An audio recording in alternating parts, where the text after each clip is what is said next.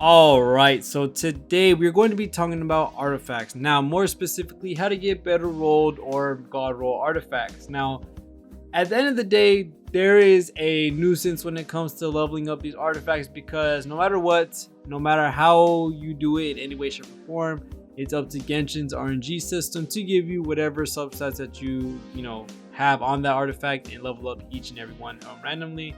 That is all up to luck, but there are a lot of things you can do to help yourself mitigate the amount of problems that you're gonna have leveling up these artifacts and getting you a lot more better stat artifacts so that you can roll them and so that you can have your inventory with more useful things and rather have it all cluttered up with really bad items.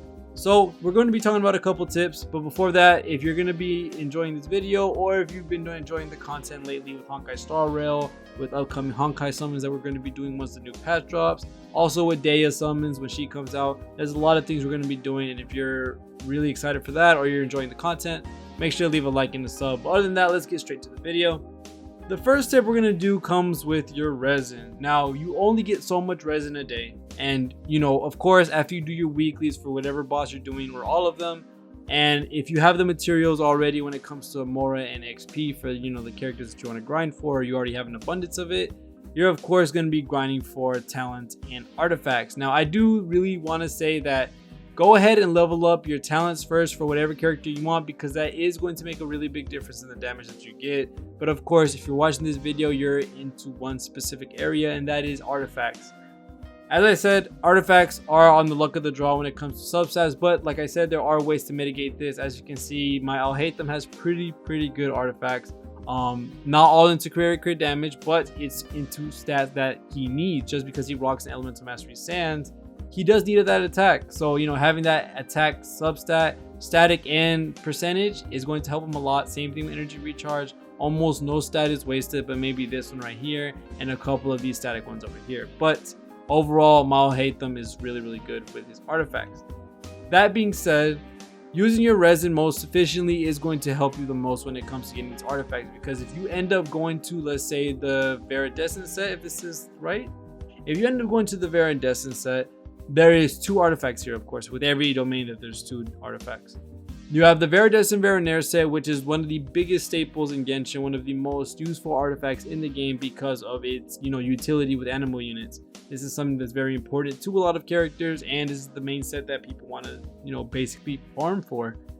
Now, the only thing bad with this domain is that it also comes with Maiden's Beloved, which almost no character uses because we do have the new Clam set, and overall just not a lot of characters need it. When you're grinding for this domain, you have a chance of getting either of these 2. This is something that I don't have to explain.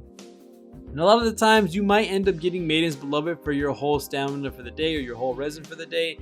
And that overall just immediately puts most of the things that you get into the bin, basically, or into the trash. So what things can you do to stop yourself from wasting resin? Even though you can get some nice things from other sets and have it as an off piece, more likely than not, you do want to still have and get more of these of the preferred artifact that you want.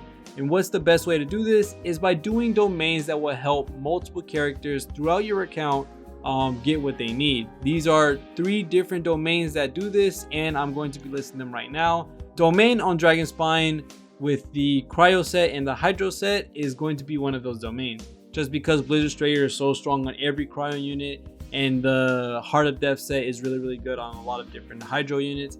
No matter what you do, you're going to be getting one of these to drop, and when one of these drops and it has a good stat, then you're already having something useful. If you don't get something that is particularly for the character that you want, it can always be an off piece for another character. So you're basically going 3 for 3 in this domain, and there's other domains that accomplish this exact thing. One of them is going to be on Inazuma, and this is the Emblem of Severed Fate set. This one's going to drop Shimenawa's and, of course, Emblem of Severed Fate.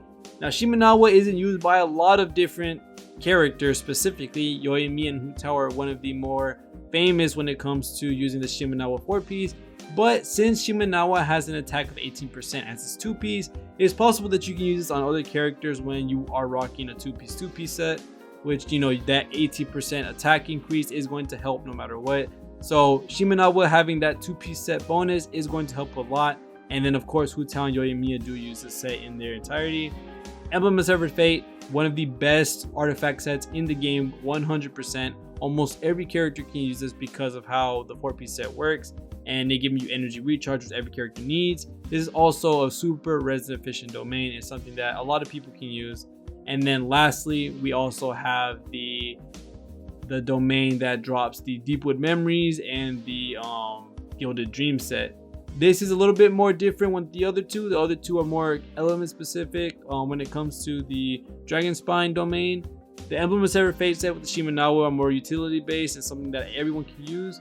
While the Gilded Dreams and the Deepwood Memories set, this is more Dendro based for, a lot of the different characters that react with Dendro or Dendro characters themselves. But since Dendro is such a strong element in this game now and has basically shaped the meta around it, Deepwood Memories and the Gilded Dream set are both amazing. With the Gilded Dream set giving you Elemental Mastery and even more Elemental Mastery or attack depending on your team.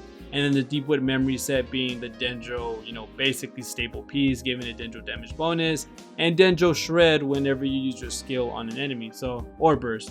And having these 3 domains or using these 3 domains are going to help you by a lot when it comes to being resin efficient, because no matter what drops from those domains, you are going to get something that you're going to need or you're going to be able to use. So every other domain, if I'm not wrong, has stuff like that you don't want. The what's it called? The Thundering Fury set. You may want to grind for that, but then you end up getting Thundersoothed, with a lot of people don't want when they're grinding for artifacts. So being resin efficient is a really, really good way to stop yourself from getting artifacts that you don't really want, and get the artifacts that you could possibly need in the future, or grind for other characters, or you're doing the 2-for-1, or you can use it as off piece. It's going to be a 3-for-3 situation with you being able to accomplish all of those tasks if you run those domains. Now the next thing to talk about is doing the +4 rule. Now the +4 rule is going to take up a lot of your space, which is something that I have right here, as you can see. The +4 rule is that no matter what artifact that you have, correct? No matter what artifact that you have, if it has crit rate or crit damage on it and it's a 3-line piece, so how every artifact has 3 pieces or 3 substats or 4 substats like this one we can improve it any further, so the +4 rule can't really apply to this.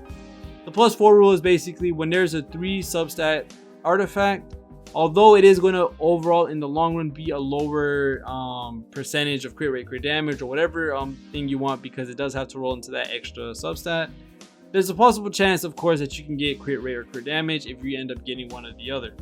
So you do want to keep a lot of these artifacts that have these 3 substat lines, and level it up to at least level 4 to see what it's going to roll into, because you never know. Say this piece goes into crit rate, right? This piece goes into crit damage, and you have a crit rate, crit damage set, and then this starts funneling into one of the either 2. That's going to be absolutely amazing. It even works better when more of the stats on the 3 substat artifact are better. So say the defense static is an energy recharge, and the defense percentage is maybe an elemental mastery. That would be almost a god piece, and it'd make it to where when you roll for things, it's not going to roll into bad things. So you do want to keep a lot of these artifacts that you end up getting, and at least leveling it up to level 4, so that you're able to get that extra substat line, so you can see if the artifact is worth keeping. Another thing is you do want to make sure that the pieces that you have are going to correspond with the set and the character that you want. This is also going to lead into another tip that I'm also going to give. When leveling up these artifacts or keeping these artifacts, you do want to make sure that you're looking at the set that you're grinding or whatever character that you're going to use. Because of this set, the Flower of Paradise Lost, this is basically for a lot of the EM and HP related units that are in the game, for Dendro Blooms and all that type of stuff, especially Nilou. I keep a lot of these things that have HP percent on it, or static HP. As you can see, this one has pure HP and defense. Of course, defense is a dead stat on this. The HP static and the HP percentage are going to help characters like Nilou be able to use this set if I'm going to put them on them.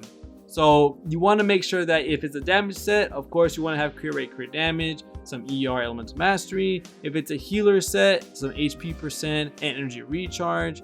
If it's anything regarding that character, you want to make sure that set matches that. And if it doesn't, then it's about time you trash it. And when it gets to the point where you need to trash things, this is my next tip, and it's going to be one of the more important. please do not fodder your gold artifacts or your 5-star artifacts into other 5-star artifacts. I only do this because I'm always at 1,500 space filled with my artifacts, so I can literally not do events without, maybe scrapping a couple. But please do not use them as fodder. Please put them into the strongbox. This will save you so much resin basically by going into this and putting whatever you want. I think the best choice is the Noblesse Oblige piece set because it can work on so many different characters. This would be one of the best ones to roll it into to try to get those off pieces or to try to get those really good set bonuses that you can get from getting the 4-piece set on the Noblesse Oblige. This would be the best one. But if not, if you're chasing for a certain one like a Veritas Veronaire piece, ARK Petra piece, Blizzard Strayer, Heart of Death, Crimson Witch of Flames, funneling all of those really bad artifacts into the strongbox is much better than feeding it into a artifact, because you can always get artifact XP everywhere. You can get it from the teapot, you can get it from running artifact domains that you're already going to be doing trying to get artifacts. You do not need to rush leveling up artifacts for no reason whatsoever.